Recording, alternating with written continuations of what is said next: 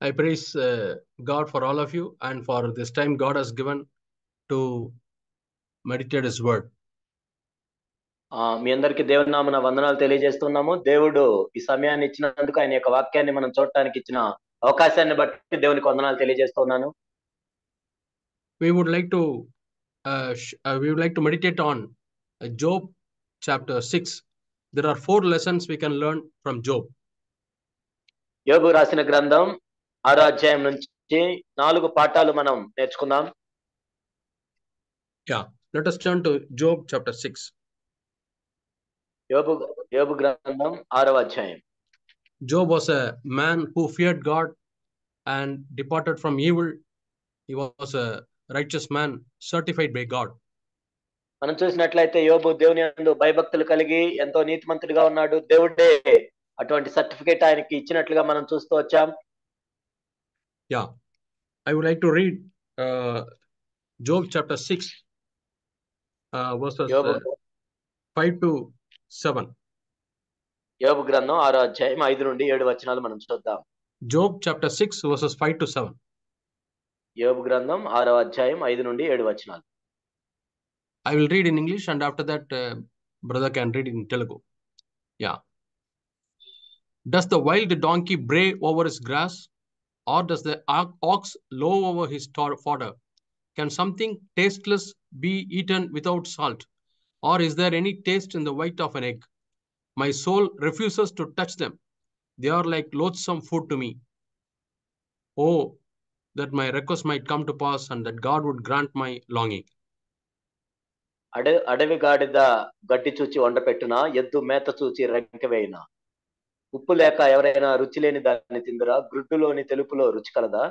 నేను ముట్టనల్లని వస్తువులు నాకు హేములైనను, అవే నాకు భోజన పదార్థములైనను. Yeah, here he talks about 2 animals. ఇక్కడ 2 జంతువుల గురించి ఆయన మాట్లాడుతూ ఉన్నాడు. Wild donkey and the ox. ఇక్కడ అడవి గాడిద గురించి, ఎద్దు గురించి మాట్లాడుతూ ఉన్నాడు. Both these animals, when there is plenty of food, they will not cry or make noise. ఎంతో ఆహారం ఉన్నప్పుడు ఈ 2 జంతువులు కూడా వాటి గురించి ఏమీ పెద్ద ఆకలి కొనవు, అరవవు. And then he says, can something tasteless be eaten without salt? Or is there any taste in the white of an egg? లేక ఉప్పు లేకుండా ఎవరైనా రుచి లేని దాన్ని తింటారా, గుడ్డులోని తెలుపులో ఏమైనా రుచి ఉంటుందా అని అడుగుతున్నాడు. It may appear why Job is talking about these things. What is the relevance? What is the meaning of these words? మనం అడగొచ్చు, ఏంటి యోబు వీటన్నిటి గురించి మాట్లాడుతున్నాడు, వీటికి యోబుకి ఏంటి సంబంధం అని అడగొచ్చు మనం. What does he talk about? దేని గురించి మాట్లాడుతున్నాడు, అసలు ఎందుకు మాట్లాడుతున్నాడు? What is he comparing to tasteless white of the egg? ఎందుకు గుడ్డులోని తెలుపులో రుచి లేదు అంటున్నాడు? What is he comparing with the food without salt? ఇక్కడ ఉప్పు లేక రుచి లేని ఆహారం గురించి ఎందుకు మాట్లాడుతున్నాడు? It is the words of his friends. తన స్నేహితుల యొక్క మాటల గురించి ఆయన చెప్తున్నాడు.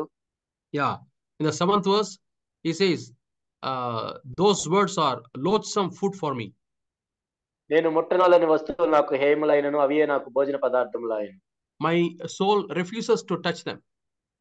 కాబట్టి నా ప్రాణము వాటిని ముట్టుకోవటానికి ఇష్టపడలేదు. See, here Job talks that the words are like food. ఇక్కడ యోబు ఏమంటున్నాడంటే మాటలు ఆహారం వలె ఉన్నాయి. Yes, my dear brothers and sisters, our words are like food to the people around us. నా ప్రియ సహోదరి సహోదరులారా, మనం మాట్లాడే మాటలే మన చుట్టుపక్కల ఉన్న వాళ్ళకి భోజన పదార్థములుగా ఉంటాయి. But the question is, what kind of food are we giving to them? ఇక్కడ ప్రశ్న ఏంటంటే, మరి ఎలాంటి భోజనాన్ని మనం ఇస్తూ ఉన్నాం? The food can be a tasteless food without salt. మనకు రుచి లేకుండా, మనకు ఉప్పు లేకుండా భోజనం పెట్టినట్లుగా ఉండొచ్చు మన మాటలు. Or it can be tasteless food like the white of the egg. లేకపోతే గుడ్డులోని తెలుపు వలె రుచి లేకుండా ఉండే ఆహార పదార్థం అయి ఉండొచ్చు. So Job's 3 friends spoke lot of things to Job. ఇక్కడ యోబు యొక్క 3 స్నేహితులు కూడా యోబుతో ఎన్నో మాటలు మాట్లాడుతూ ఉన్నారు. And kept on sharing messages after messages for so many days or months. అనేక రోజులు, నెలలు కొలది వర్తమానాల మీద వర్తమానాలు, సందేశాల మీద సందేశాలు మాట్లాడుతూ ఉన్నారు యోబుతో. But did those words touch the soul of Job?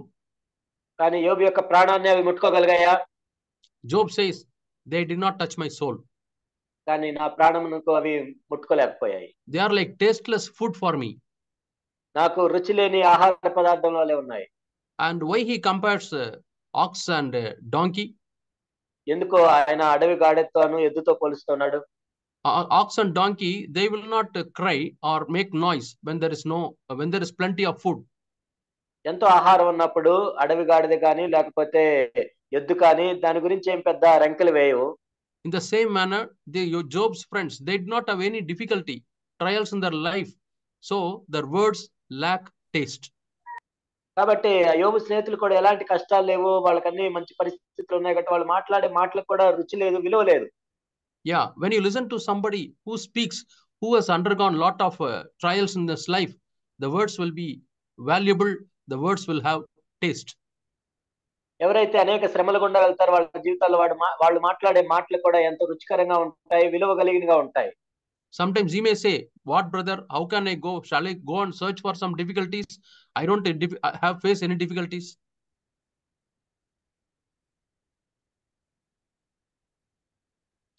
Hello? అంటే మీరు అడగొచ్చు, ఏంటి సోదరుడా మరి నాకు ఎటు కష్టాలు లేవు కాబట్టి నేను వెళ్ళి కష్టాలను కోరి తెచ్చుకోవాలా, వెతుక్కోవాలా అని అడగొచ్చు మీరు.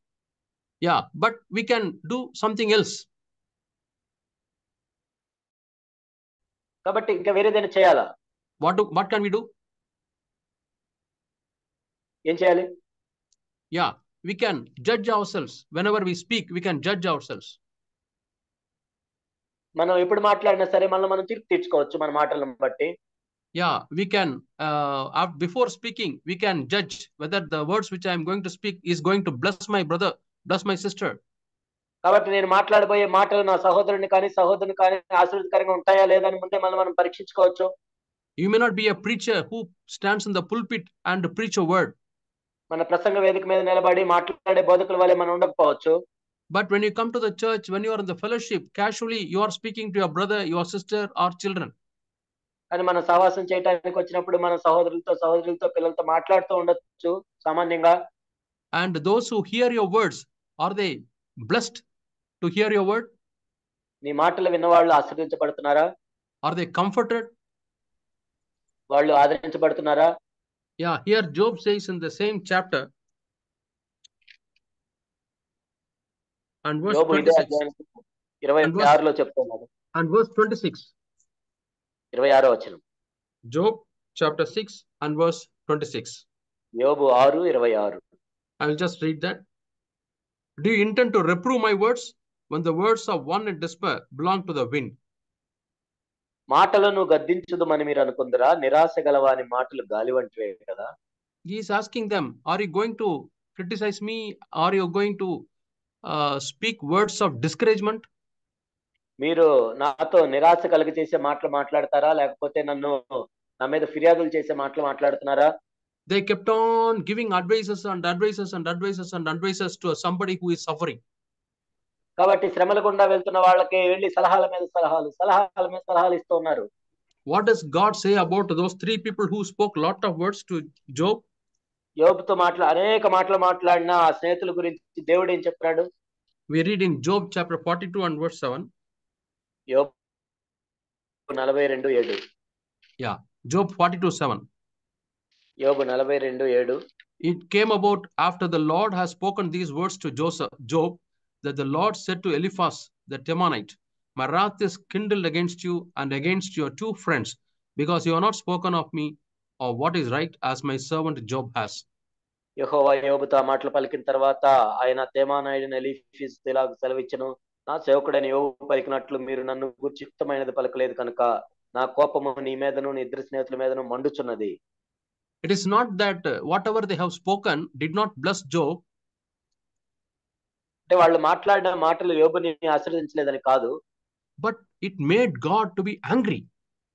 కానీ దేవునికి కోపం వచ్చేటట్లు చేసింది. See what a great thing it is to provoke God through our words. మన మాటల ద్వారా దేవునికి కోపం తెప్పించడం అనేది ఎంత భయంకరమైన విషయం కదా. Yeah, sometimes what you speak to your brothers, to sisters, or husband speaking to wife, or wife speaking to husband, sometimes it may not bless those who hear your words. కాబట్టి ఒకసారి భర్త భార్యతో సహోదరులతో మనం మాట్లాడుతున్నప్పుడు మన మాటలు వాళ్ళకి ఆశీర్వాదకరంగా ఉండకపోవచ్చు. It brings discouragement to those who hear the words. ఆ మాటలు వినే వాళ్ళ జీవితాల్లోనికి నిరాశను తీసుకొని రావచ్చు. It brings a condemnation to those who hear the words. ఆ మాటలు వినే వాళ్ళకి శిక్షా విధిలోనికి తీసుకొని రావచ్చు అవి. It makes them confused. It makes them helpless. ఇంకా నిస్సహాయులుగా చేయొచ్చు. వాళ్ళు ఇంకా కలవరం ఎక్కువ కావచ్చు. And it makes God angry. దేవునికి కోపం తీసుకొని రావచ్చు. But in the New Testament, after the cross of Jesus Christ, the Old Testament, God was angry, but in the New Testament, God feels sad. పాత నిబంధనలో మనం చూసినట్లయితే దేవునికి కోపం రగులుకుంటున్న మాటలను బట్టి, అయితే కొత్త నిబంధనలో మనం చూస్తే దేవుడు ఎంతో విచారం వ్యక్తం చేస్తాడు వాటిని బట్టి. That's why we read in the book of Ephesians chapter 4, do not grieve the Holy Spirit. ఎఫెసీ 4లో మనం చూస్తాము, పరిశుద్ధాత్మని దుఃఖపరచకుడి. So by the words we speak to our family members, by the words we speak to our friends, or by the words we speak to the brothers and sisters in the church, we can bring grief to the Holy Spirit. మన కుటుంబ సభ్యులతో మనం మాట్లాడే మాటలు, మన స్నేహితులతో మనం మాట్లాడే మాటలు, మన సహోదరులతో మాట్లాడే మాటలు పరిశుద్ధాత్మని దుఃఖపరచవచ్చు. Yeah. So we read a verse in the book of Jeremiah chapter 15. ఇర్మియా గ్రంథం 50వ అధ్యాయం మనం చూస్తే God is teaching Jeremiah how to speak. ఇర్మియాకి చెప్తున్నాడు ఎలా మాట్లాడాలి అని. See, our God is a God of concern. దేవుడు మన పట్ల పట్టింపు కలిగిన వాడు. He doesn't expect us to be perfect in everything. ప్రతి దాంట్లో మనం ఏదో పరిపూర్ణంగా ఉన్నామని ఆయన అనుకోడు. But he wants us to, he teaches us before we learn. He teaches us. మనం నేర్చుకునే దానికి ముందు ఆయన మనకు నేర్పిస్తాడు. Jeremiah chapter 15 and verse 19. ఇర్మియా 15:19. I will read that verse to you. Jeremiah 15:19. Therefore says the Lord, if you return, then I will restore you. Before me you will stand, and if you extract the precious from the worthless, you will become my spokesman. They for their part may turn to you. This is what God is teaching Jeremiah. ఇర్మియా 15:19. నీవు నా తట్టు తిరిగి నీవు నా సన్నిధి నిలిచినట్లు నేను తిరిగి రప్పింది ఏవి నీచములో ఏవి ఘనం. Yeah, the word says if you extract the precious from the worthless.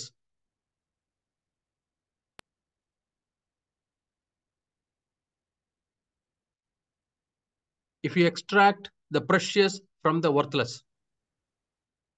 కాబట్టి ఏవి నీచములో వాటి నుంచి మనం ప్రశస్తమైన వాటిని తీసుకున్నప్పుడు, you know where this word extract is used. కాబట్టి ఈ తీయటం అనేది ఎక్కడ యూజ్ చేస్తాం మనం? You have lot of mud, from that we extract some gold. కాబట్టి ఎంతో మురికి మట్టి ఉన్న దాంట్లోంచి కొంచెం బంగారం తీస్తాం. In the same way, so many words we can speak, but God wants us to separate the precious from the worthless.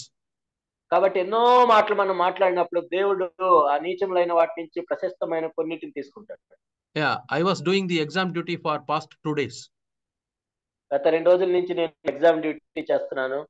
And even after the last minute, one or two students were trying to write more and more in the paper.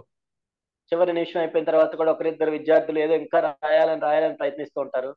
I told them, time is over. You have to give the paper. I just grabbed the paper. Time అయిపోయింది, paper ఇవ్వాలని నేను తీసుకున్నాను, లాక్కుంటున్నాను. And next day the exam came. తర్వాత రోజు మరలా exam వచ్చింది. The Holy Spirit convicted me. పరిశుద్ధాత్మ నాకు చెప్పింది ఏంటంటే, whatever you said yesterday, you could have told in a very not in a harsh way. You could have told in a soft way. నువ్వు ఏదైతే చెప్పావో నేటి దినమున దాన్ని అంత కఠినంగా మాట్లాడాల్సిన అవసరం మామూలుగా కూడా చెప్పొచ్చు. So the next day I judged myself. Lord, I am sorry that I spoke very harshly. Lord, I want to change the way I speak, Lord. Though what I said is correct, but the way I said is not correct. So today after the examination duty, when somebody were writing, I told them in a polite way, time is over, please give the paper. ఆ తర్వాత నేను వాళ్ళకి మర్యాదపూర్వకంగా చెప్పాను, నేను అంత కఠినంగా చెప్పకుండా సమయం అయిపోయింది కాబట్టి మీరు ఈ రోజు పేపర్ ఇవ్వాలని ఈ రోజు మామూలుగా అడిగారు. So we have to judge ourselves and separate what is not pleasing to the Lord and what is pleasing to the Lord. కాబట్టి దేవునికి సంతోషపరిచే ఏంటి, దేవుని సంతోషపరిచిన మాటలు ఏంటి అనేది మనం ప్రత్యేకపరచాలి. So if we keep on judging what we speak and whether it will please God. Someday, whatever we speak, it will be a blessing to others. ఆ విధంగా మనం తీర్పు తీర్చుకుంటూ ఉన్నప్పుడు మనం మాట్లాడిన అవసరమైనవి ఏంటి, అనవసరమైనవి ఏంటి అని ఒకానొక రోజు మనం ఏది మాట్లాడినా కానీ అది దేవుని సంతోషపెట్టే విధంగా ఉంటాయి. There is life and death in our tongue. మన నాలుకలో జీవ మరణములు ఉంటాయి. Also, we read in the book of Gospel, Matthew chapter 12 and verse 35. మత్తయి సువార్త 12:35లో మనం చూస్తే We have to give account to every word that we speak. మనం మాట్లాడే ప్రతి మాటకి మనం లెక్కప్ప చెప్పాల్సిన అవసరం ఉంది. Are we taking that word very seriously? ఆ మాటని మనం చాలా తీవ్రంగా తీసుకుంటున్నామా? The good man brings out his good treasure, what is good, and the evil man brings out of his evil treasure what is evil. And సజ్జనుడు 36, తన మంచి yeah, continue. సజ్జనుడు తన మంచి దన్నిధిలో నుండి సద్విషయములు తెచ్చును, దుర్జనుడు తన చెడ్డ దన్నిధిలో నుండి దుర్విషయములు తెచ్చును.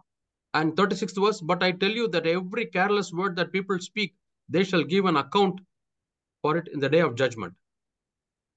36వ వచనంలో మనం చూసినట్లయితే మనుషులు పలుకు వ్యర్థమైన ప్రతి మాటను గురించి విమర్శించిన దినమున లెక్క చెప్పవలసి ఉండెను. By your words you will be justified, and by your words you will be condemned. నీ మాటలను బట్టి నీతిమంతుడు తీర్పు పొందుదు, నీ మాటలను బట్టి అపరాధివని తీర్పు పొందుదు.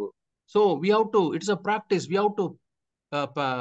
have to learn how to speak words of blessing, words of life to others. మనం అభ్యాసం చేస్తూ ఉండాలి. జీవం గల మాటలను మనం ఏ విధంగా మాట్లాడుతూ ఉండాలి. That's the first lesson we learn from Job chapter 6. యోబు గ్రంథం 6వ అధ్యాయం నుండి మనం నేర్చుకునే మొట్టమొదటి పాఠం అది. So Job is telling to his friends, all that you speak, it is like a tasteless white of the egg, it is saltless food. యోబు తన స్నేహితులతో చెప్పింది ఏంటంటే, మీరు మాట్లాడిన మాటలన్నీ కూడా ఉప్పు లేని భోజనం లాగా ఉన్నాయి, లేకపోతే గుడ్డులోని తెల్ల పదార్థం వలె ఉన్నాయి. The second lesson we learn is Job chapter 6 and verse 10. యోబు 6:10లో మనం చూసినట్లయితే రెండో పాఠాన్ని మనం నేర్చుకోవచ్చు. But it is still my consolation, and I rejoice in unsparing pain, that I have not denied the words of the Holy One. అప్పుడు నేను పరిశుద్ధ దేవుని మాటలను ఒప్పుకొనకుండా లేదని నేను ఆదరణ పొందుదును, మరియు నేను ఎంత వేదన పడుచున్నో దాన్ని బట్టి Harshi. 9th verse also I would like to read. Would that God were willing to crush me, that he would lose his hand and cut me off. దేవుడు తన ఇష్టానుసారంగా నన్ను నలుపును గాక, చేయి జాడించి ఆయన నన్ను నిర్మూలము చేయను గాక. I have not denied the words of the Holy One. కాబట్టి పరిశుద్ధ దేవుని మాటలు నేను ఒప్పుకొనకుండా లేను. When you read in the new translation, Job chapter 6 and verse 10, it says, in spite of so much of troubles and pain, I have never refused to obey to the Lord. నేను ఎన్ని శ్రమల గుండా శోధనల గుండా వెళ్ళినా కానీ దేవుణ్ణి ఒప్పుకోకుండా నేను ఉండలేదు. So we read about Job's obedience. యోబు యొక్క విధేయత గురించి మనం చదువుతూ ఉన్నాం. Job kept on obeying to the Lord. యోబు దేవునికి విధేయత చూపిస్తూ ఉన్నాడు. During the entire period of his suffering, one thing Job did, he kept on obeying to God's voice. ఎంత శ్రమల గుండా వెళ్తున్నా కానీ దేవుని యొక్క స్వరానికి విధేయత చూపిస్తూ వచ్చాడు యోబు. My dear brothers and sisters, can we say like that? During difficult times, I want to obey my God. ప్రియ సహోదరి సహోదరులారా, ఎంత శ్రమల కాలంలో అయినా నేను దేవునికి విధేయత చూపిస్తానని మనం చెప్పగలమా? When everything goes on well, it is easy to obey God. అంత మంచిగా జరుగుతున్నప్పుడు దేవునికి విధేయత చూపించడం అంత సులభం. When everything goes on smoothly, easy that you go to church, hear the word of God and have fellowship. అంతా కూడా సుఖంగా జరుగుతున్నప్పుడు సంఘానికి వెళ్ళి దేవుని యొక్క వాక్యం వినటం ఎంత సులభం. But when difficulties come, how is your behavior? కానీ శ్రమలు వచ్చినప్పుడు మన పరిస్థితి ఎలా ఉంది, మన ప్రవర్తన ఎలా ఉంది? Here Job's friends started blaming him. ఇక్కడ యోబు స్నేహితులు యోబు మీద యోబును నిందిస్తూ ఉన్నారు.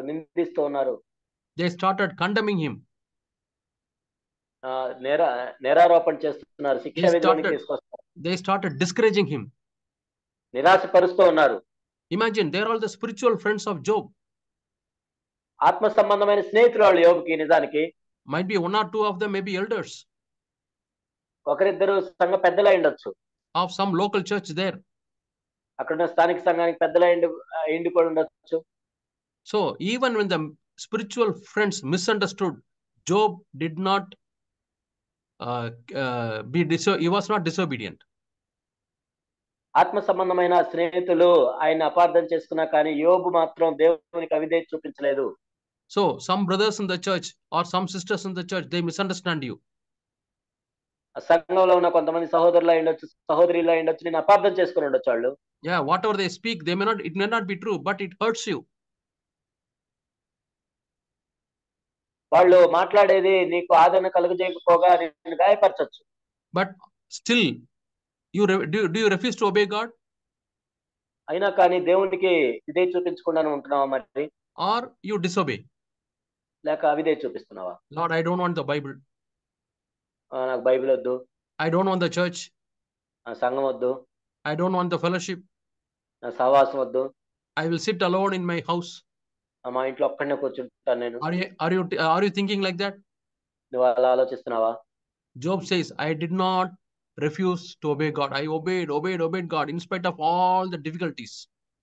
ఎన్ని శ్రమలు ఉన్నా కానీ నేను దేవునికి విధేయత చూపిస్తూ వచ్చాను కానీ అవిధేయత చూపించలేదు. He lost his property, he lost his family members, he lost his own health. తన ఆస్తులను పోగొట్టుకున్నాడు, కుటుంబ సభ్యులను పోగొట్టుకున్నాడు, తన సొంత ఆరోగ్యాన్ని పోగొట్టుకున్నాడు. Added to that, people's misunderstanding. దానికి తోడు ఇతరులు అపార్థం చేసుకుంటున్నారు. But he is recording in Job chapter 6 and verse 10, I did not refuse to obey God. యోబు 6:10 నేను పరిశుద్ధ దేవుని మాటలను ఒప్పుకొనకుండా లేను. I have not denied the words of the Holy One. పరిశుద్ధ దేవుని మాటలు నేను తిరస్కరించలేదు. What is the meaning? When God says something, he says, I will not deny. I will accept. నేను చెప్తున్నా దేవుడు చెప్పిన దానికి నేను తిరస్కరించట్లేదు, నేను ఒప్పుకుంటాను. My dear brothers and sisters, నా ప్రియ సహోదరి సహోదరులారా, the people who love you, maybe the people who are responsible for you are telling you something. బహుశా నీ మీద బాధ్యత కలిగిన వాళ్ళు నీకు ఒక మాట చెప్పొచ్చు. Godly counsel they are giving you. దైవభక్తి కలిగిన మాటలు వాళ్ళు చెప్తూ ఉండొచ్చు నీకు. Will you say, I will not deny the word, I will obey to the word? నేను దాన్ని తిరస్కరించను, విధేయత చూపిస్తానని నువ్వు చెప్పగలవా? Or God is speaking to your heart through your conscience, are you obeying? లేక మనసాక్షి ద్వారా దేవుడు నీతో మాట్లాడుతున్నప్పుడు నువ్వు విధేయత చూపిస్తున్నావా? In Romans chapter 1 and Romans chapter 16, 2 places we read obedience to the faith. రోమా 1లో చదువుతాం, రోమా 16లో కూడా మనం చదువుతాము. ఏంటంటే విశ్వాసం వలన కలిగే విధేయత. Might be in the Old Testament they were obeying because they were afraid God's punishment would come. పాత నిబంధనలో అయితే ఒకవేళ దేవుడు శిక్షిస్తాడేమని భయపడి వాళ్ళు విధేయత చూపించొచ్చు. But in the New Testament we have faith and that's why we obey God. కానీ కొత్త నిబంధనలో అయితే మనం విశ్వాసం కలిగి విధేయత చూపిస్తాం. What is the faith we have? ఏంటి మనం కలిగి ఉన్న విశ్వాసం? All God's commandments are for my good. దేవుని యొక్క సమస్త ఆజ్ఞలు కూడా నా మేలు కొరకే. I may not understand it now, but I know that it is good for me. ఇప్పుడు నాకు అర్థం కాకపోవచ్చు, కానీ అవి నాకు మంచిది. It is like a child telling the father is taking the child to the hospital and there the hospital doctor is going to put an injection, nurse is going to put an injection. The child doesn't know, but the child knows my daddy loves me and he will not take to a wrong person. ఒక తండ్రి చిన్న బిడ్డని హాస్పిటల్కి తీసుకెళ్ళినప్పుడు నీకు ఇప్పుడు injection వేస్తారు అని చెప్పినప్పుడు ఆ బిడ్డకి ఏం అర్థం కాదు, కానీ ఒకటి అర్థం, నా తండ్రి నన్ను తప్పుడు ప్రాంతాలకు తీసుకెళ్ళాడు, నా మేలు కొరకే తీసుకెళ్తున్నాడు. The child loves the dad and has full confidence in the daddy. ఎందుకంటే ఆ బిడ్డకి తండ్రి మీద ఎంతో ప్రేమ ఉంటుంది, తండ్రి చెప్పిన మాటలు నమ్ముతాడు, నమ్మకం ఉంటుంది. In the same way, when we love our daddy, our heavenly father, we know that whatever he does, commanded or tells, it is for our good. అదేవిధంగా మన పరలోకపు తండ్రిని కూడా మనం ప్రేమిస్తున్నప్పుడు, ఆయన నమ్మినప్పుడు, ఆయన ఏది చెప్పినా కానీ మన మేలు కొరకే అని మనం చేస్తాం. Yeah, in 1 John chapter 4 we read God's commandments are not burdensome. 1 యోహాను 4లో మనం చూస్తాము దేవుని యొక్క ఆజ్ఞలు భారమైనవి కావు. Yeah, God commands us so that we can obey and they are not at all a burden. దేవుని ఆజ్ఞలకు మనం విధేయత చూపించాలి, అవి మనకు భారంగా ఉండవు. I would like you to show that verse. 1 John chapter 5. 1 యోహాను 5 మనం చూద్దాం. And verse 3. 1 యోహాను 5:3. Yeah, his commandments are not burdensome. ఆయన ఆజ్ఞలు భారమైనవి కావు. The previous verse says, because we love God. ఎందుకంటే మనం ఆయన ప్రేమిస్తున్నాం కాబట్టి దానికంటే ముందు వచనంలో ఉంది. My dear brothers and sisters, do you know when God's commandments are becoming a burden to you? నా ప్రియ సోదరి సోదరులు, దేవుని యొక్క ఆజ్ఞలు ఎప్పుడు భారంగా ఉంటాయో తెలుసా మనకు? When God's commandments become very difficult for you? ఎప్పుడు దేవుని యొక్క ఆజ్ఞలు కష్టంగా ఉంటాయి? When you don't like obeying God? దేవునికి విధేయత చూపించాలని నువ్వు ఎప్పుడు ఇష్టపడవు? It is when your love for God goes down. దేవుని మీద నీకున్న ప్రేమ తగ్గిపోయినప్పుడే ఇలా As అనిపిస్తుంది. time goes by, you become a senior brother in the church. You know the word of God, but your love for God goes down. సమయం గడిచే కొలది నువ్వు senior సహోదరుడు అవుతావు, దేవుని యొక్క వాక్యం ఎక్కువ తెలుసుకుంటుంటావు, కానీ దేవుని మీద ప్రేమ తగ్గుతూ ఉంటుంది. That's the reason you are questioning. You are not able to obey. అందుకే నువ్వు ఎప్పుడు ప్రశ్నిస్తూ ఉంటావు కానీ విధేయత చూపించవు. And youth and young people are asking, why should we obey? యవనస్తులు అడుగుతుంటాం, మేము ఎందుకు విధేయత చూపించాలి? Where is it written in the Bible? ఎక్కడ బైబిల్ ఎక్కడ రాసింది? Tell me. So many questions they ask, so that they try to find out some way where they can be disobedient. కాబట్టి ఎన్నో ప్రశ్నలు అడుగుతుంటారు, చూపించండి, ఎందుకంటే ఎక్కడో చోట అవిధేయత చూపించొచ్చని. So from Job's life we read second lesson, obedience in spite of the troubles and pains and sufferings. యోబు జీవితంలో నుంచి మనం నేర్చుకున్న రెండో పాఠం ఏంటంటే, ఎన్ని శ్రమల గుండా, శోధనల గుండా, పరిస్థితుల గుండా వెళ్ళినా కానీ విధేయత చూపించడం. Yeah. Third lesson we come to learn, Job chapter 6 and verse 15. యోబు 6:15 మనం చూసినట్లయితే మూడో పాఠాన్ని మనం నేర్చుకోవచ్చు. My brothers have acted deceitfully like a wadi. 15వ వచనంలో మనం చూసినట్లయితే, నా స్నేహితులు ఎండిన వాగువలెను, మాయమైపో జల ప్రవాహం నమ్మకూడని వారైరి. Yeah, like the torrents of wadis which vanish. మాయమైపో జల ప్రవాహంలో వలె నమ్మకూడని వాళ్ళయ్యారు. Yeah, sometimes there is ice into it and sometimes they become very dry. మంచు గడ్డలు ఉండటం వలన, హిమము వాటిలో పడటం వలన. And many people try to follow it, but they lose the way. అవి మురికిగా కనపడిన వేసవి రాగానే అవి మాయమైపోవు. So what he says is the friends are not dependable. అంటే ఇక్కడ ఆయన ఏం చెప్తాడంటే, తన స్నేహితులు నమ్మదగిన వాళ్ళుగా లేరు. In the English Bible, a word wadi is used. That is a particular stream in an African country which becomes dry, very dry. Africa దేశాల్లో వాడి అనే పదాన్ని ఇక్కడ ఉపయోగించారు. అదేంటంటే, అది ఒక వాగు, అది ఎండిపోతుంది. Suddenly there is full of water. Water is flowing in that river. ఆ వాగులో నుంచి నీళ్లు ప్రవహిస్తూ ఉంటాయి. So people come with the buckets to collect water. ఆ నీళ్లు పట్టుకోవడానికి బకెట్ తీసుకొని వస్తారు. And some people come with a towel to take bath in the river. కొంతమంది అందులో స్నానం చేయడానికి టవల్ కట్టుకొని వస్తారు. When they come there, they are disappointed. There is no water. అక్కడికి వచ్చినప్పుడు వాళ్ళు చూస్తారు నీళ్లు ఉండవు. And they go disappointed home. ఎంతో నిరాశపడి ఇంటికి వెళ్తారు. So are we like that to our friends? మన స్నేహితులుగా మనం అలా ఉన్నామా? Job's friends were like that. యోబు స్నేహితులు అలా ఉన్నారు. Job says, you are not dependable. మీరు నమ్మదగిన వాళ్ళుగా లేరు, ఆధారపడదగిన వాళ్ళుగా లేరు. My dear parents, are your children have trust in you? నా ప్రియ తల్లిదండ్రులారా, మీ పిల్లలకు మీ మీద అలాంటి నమ్మకం ఉందా? Do they say that my parents are dependable? మా తల్లిదండ్రులు నమ్మదగిన వాళ్ళు, ఆధారపడదగిన వాళ్ళు అని చెప్తున్నారు వాళ్ళు. That is when you say to them that you will do something, you are doing it. And when you say that I can't do, you are not able to do. The children should trust your words. నువ్వు చేస్తాను అంటే చేయాలి, చేయలేను అంటే చేయకూడదు. అలాంటిది పిల్లలు నమ్మాలి నీ మాటలు. And might be in the church, the brothers and sisters, they should know that he is a man of words. ఆ సంఘంలో ఉన్న సహోదరులకు తెలియాలి, తను చెప్పిన మాట నిలబడే వ్యక్తి ఈ వ్యక్తి అని. We can depend on him. ఆయన మీద మనం ఆధారపడచ్చు. He will pray for us. మన గురించి ఆయన ప్రార్థన చేస్తాడు. When he says he will pray for us, when he says he will pray. ప్రార్థన చేస్తానని ఆయన చెప్పినప్పుడు ప్రార్థన చేస్తాడు.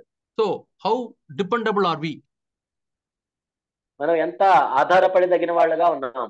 Wife is able to share her confidential things to the husband, telling that he is very dependable. భార్య తనకు రహస్యమైన విషయాలు భర్తతో పంచుకోగలుగుతుందా, తన ఆధారపడదగిన వాడని?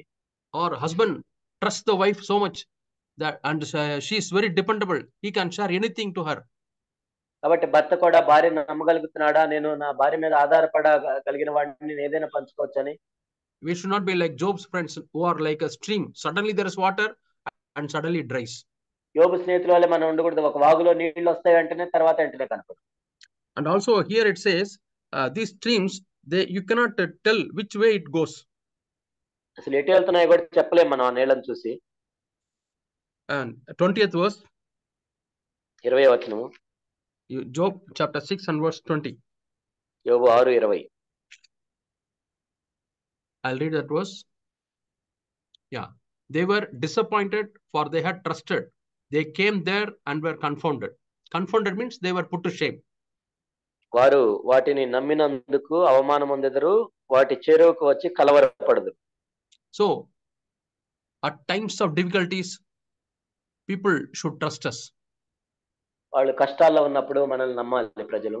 They should have the trust. Oh, I can share it with my brother, I can share it with my sister, and he will listen to me, and he is dependable, I can trust him. నా సహోదరుడితో, నా సహోదరితో నేను పంచుకోవచ్చు, వాళ్ళు ఆధారపడదగిన వాళ్ళు, నమ్మదగిన వాళ్ళు అని వాళ్ళు అనుకోవాలి. Yeah, our God's name is Rock of Hope. మన దేవుని పేరేంటంటే నిరీక్షణకు ఆస్పదము ఆయన. That means a rock you can depend, you can go and sit, you can jump, you can lean on, it will not shake. నిరీక్షణ రాయి అంటే ఆ రాయి మీద, మనం ఆ పర్వతం మీద మనం ఆడుకోవచ్చు, ఏదైనా చేయొచ్చు, అదేం కదల్చబడదు. Yeah, our God is like a rock who you can come and you can lean on him. మన దేవుడు బండ లాంటి వాడు, రాయి లాంటి వాడు, మనం వచ్చి ఆనుకోవచ్చు, ఏమైనా చేయొచ్చు. He is very dependable and he is trustable and he is trustworthy. ఆయన నమ్మదగిన వాడు, ఆధారపడదగిన వాడు. So we also need to become trustworthy people in the society and in the church. సమాజంలో, దేవుని యొక్క సంఘంలో మనం కూడా నమ్మదగిన వాళ్ళంగా ఉండాలి. When we say something as I can do, we should be able to do, or we should say I'm sorry, I cannot do it. నేను చేస్తాను అంటే మనం చేయాలి, ఒకవేళ చేయలేను అంటే చేయలేకుండా ఉండాలి. Jesus was a trustworthy person. యేసుక్రీస్తు ప్రభువు నమ్మదగిన వాడిగా ఉన్నాడు. People had hope on him, people had trust on him. ప్రజలు ఆయన మీద నిరీక్షణ ఉంచారు, ప్రజలు ఆయన మీద నమ్మకం ఉంచారు. Anybody who had difficulty, they thought, yeah, we can go and share this to Jesus, he will trust us, he will bless us. కష్టాల్లో ఉన్న ప్రతి వాళ్ళు ఏమనుకున్నారంటే, మనం వెళ్ళి యేసు ప్రభుతో ఇది చెప్పుకున్నాము, ఆయన మనల్ని ఆశీర్వదిస్తాడు. We read an incident in the New Testament.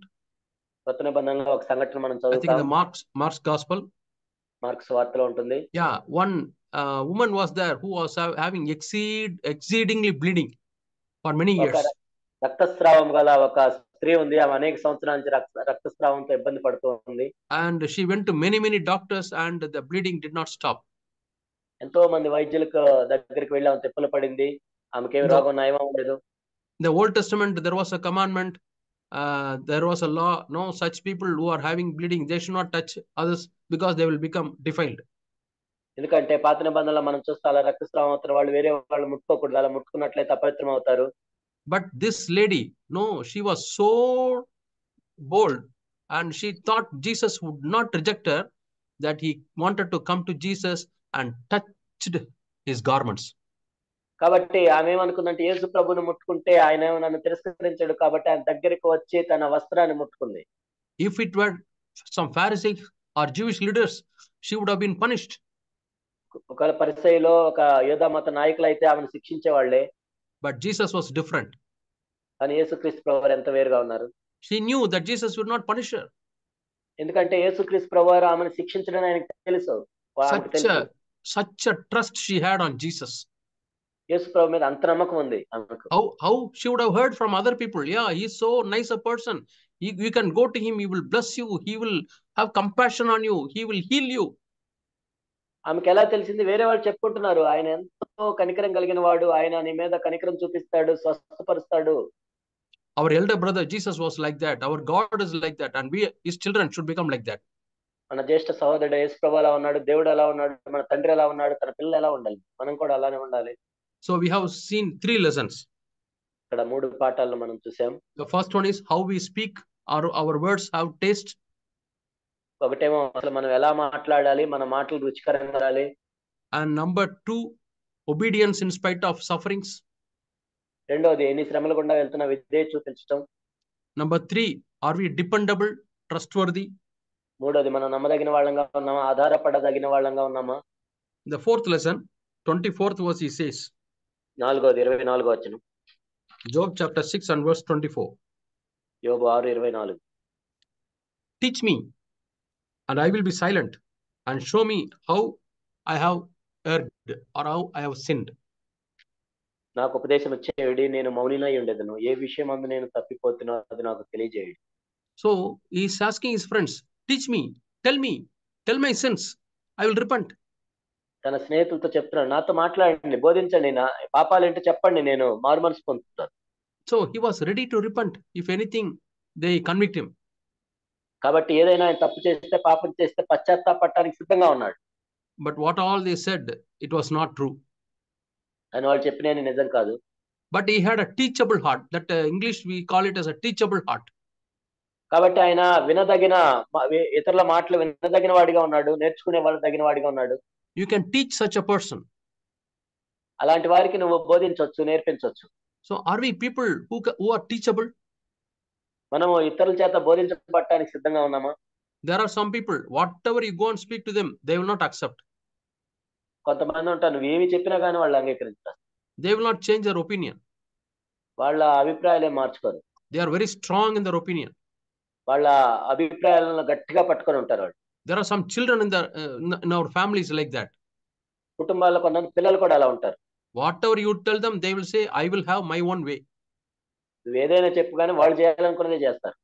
And they will go in their own way, they will fall and then learn a lesson. Some people don't even learn a lesson after falling. వాళ్ళ సొంత మార్గంలో వెళ్ళి పడిపోయి అప్పుడు పాఠం నేర్చుకుంటారు. కొంతమంది పడిపోయినా కానీ పాఠం నేర్చుకోరు. God wants us to be learners. కాబట్టి మనం నేర్చుకునే వాళ్ళగా ఉండాలని దేవుడు అనుకుంటున్నాడు. Jesus is our example. యేసు ప్రభువే మనకు మాదిరిగా ఉన్నాడు. I think in Isaiah chapter 51, Jesus says, early morning he wakes me up. యెషయా 51లో యేసు ప్రభు చెప్తున్నారు, ప్రతి ఉదయం ఆయన నాకు వినబుద్ధి పుట్టించుచున్నాడు. He gives me the tongue of a disciple. శిష్యునికి తగిన నోరు నాకు ఇచ్చాడు. Yeah, Isaiah chapter 50 and verse 4. యెషయా గ్రంథం 50:4. Isaiah, book of Isaiah chapter 50 and verse 4. యెషయా గ్రంథం 50:4. Jesus says, God is teaching me and I am learning. దేవుడు నాకు బోధిస్తున్నాడు, నేను నేర్చుకుంటున్నాను. Yeah, I will read that fourth verse. The Lord God has given me the tongue of disciples, శిష్యులకు తగిన నోరు యెహోవా నాకు దయచేసి ఉన్నాడు, that I may know how to sustain the weary one with a word. అలసిన వాని మాటల చేత ఊరడించు జ్ఞానం నాకు కలుగునట్లు. That's the first lesson we learned from Job also. యోబు దగ్గర నుంచి మనం నేర్చుకున్న మొట్టమొదటి పాఠం ఇది. How can we have a word which will encourage the weary one? అలసిన వాన్ని మనం ప్రోత్సహించడానికి ఎలా మాట్లాడాలి? By learning to listen to God. దేవుని దగ్గర నుండి వినటం నేర్చుకుంటేనే అలా చేయగలం. The rest of the verse says, He awakens me morning by morning.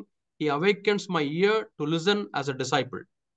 శిష్యులు వినినట్లుగా నేను వినుటకైన ప్రతి ఉదయం నాకు వినుబుద్ధి పుట్టించుతున్నాడు. And next verse he says, the Lord has opened my ear and I was not disobedient, nor did I turn back. ప్రభువా యెహోవా నా చెవికి వినుబుద్ధి పుట్టింపగా నేను ఆయన మీద తిరుగుబాటు చేయలేదు, వినకుండా నేను తొలగిపోలేదు. So in order to be a teachable person, we'll have to ask God, Lord, open my ears of understanding.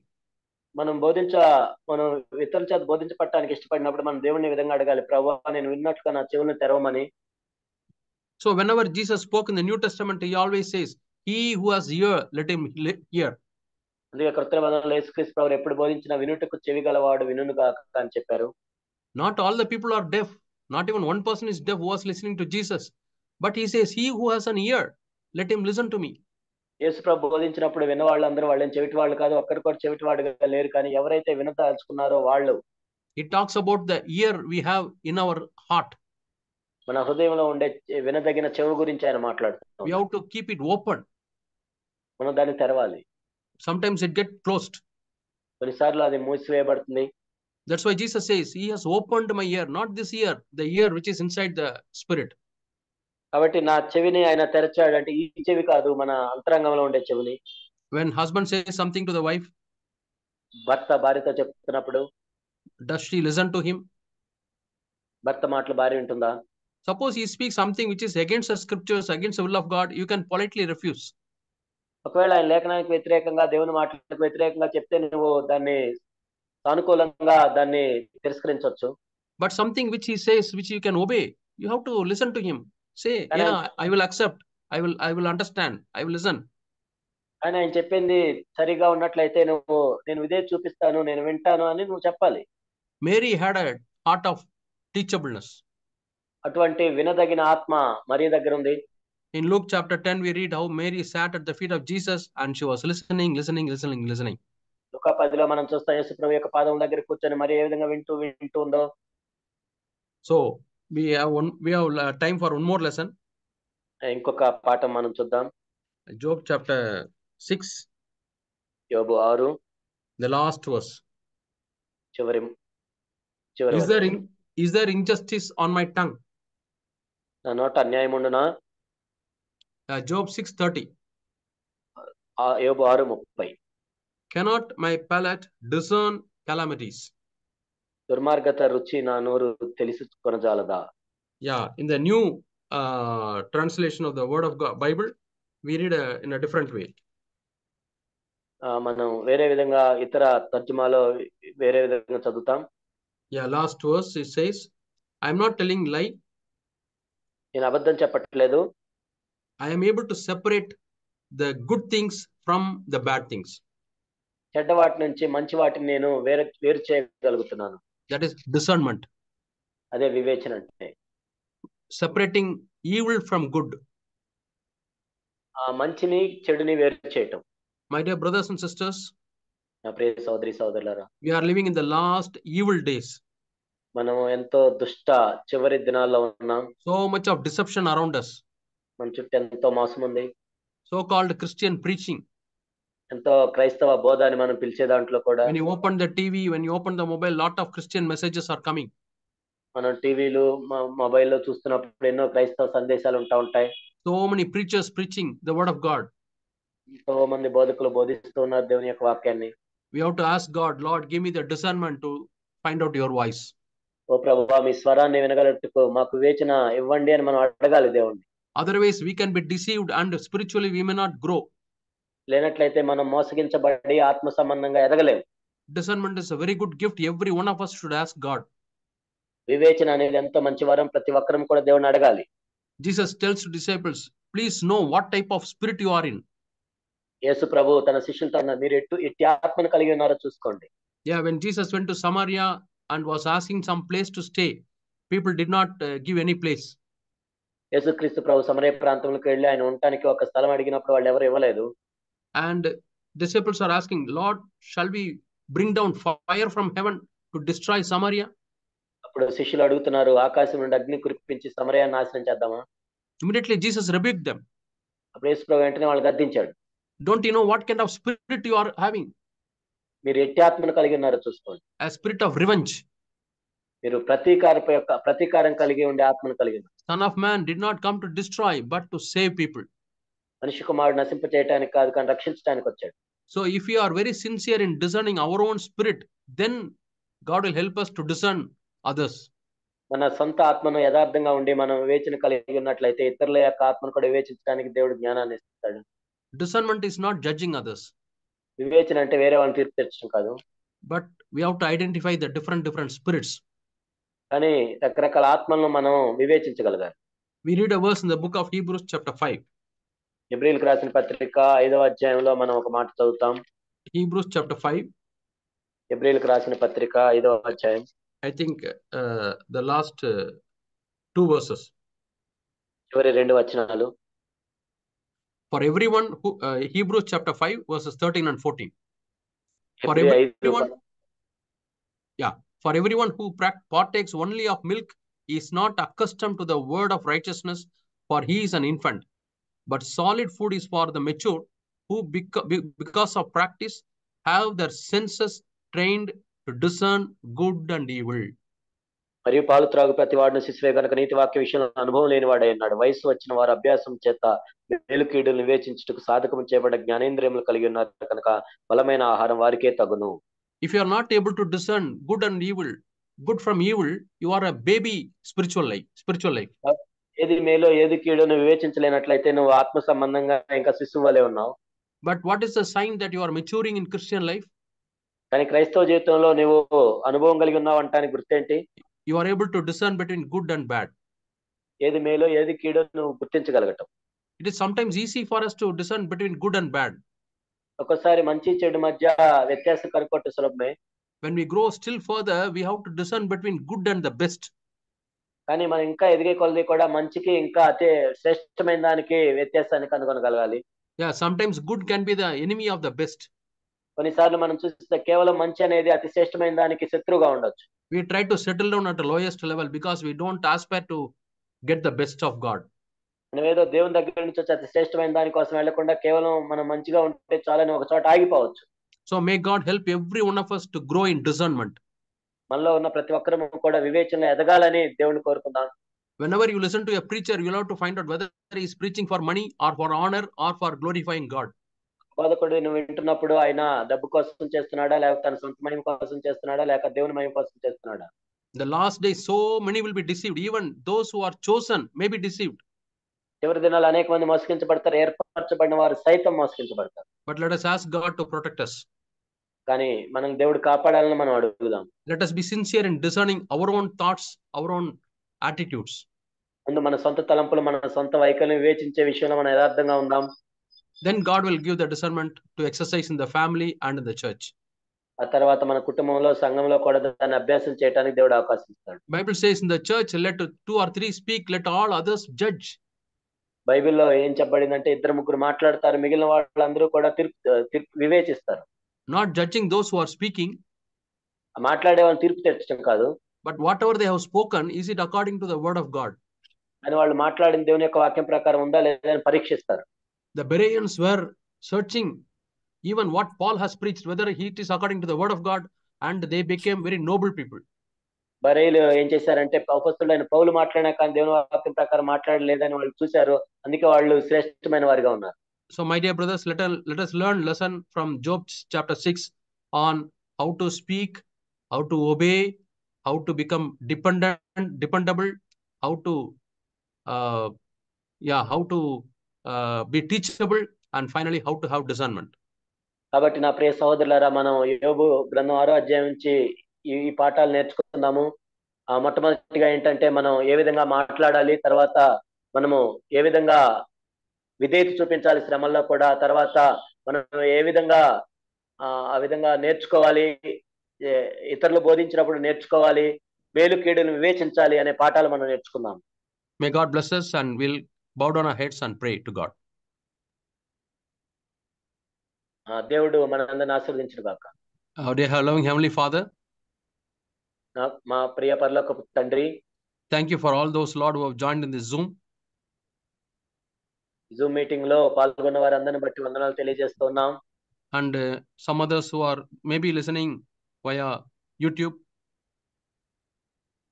బహుశా కొంతమంది యూట్యూబ్ ద్వారా వీక్షిస్తున్నారేమో ప్రభా.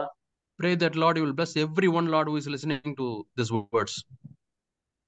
ప్రభా, ఈ మాటలు వింటున్న ప్రతి ఒక్కరిని జ్ఞాపకం చేసుకోండి, ఆశీర్వదించండి. Help every one of us, Lord, to grow towards maturity.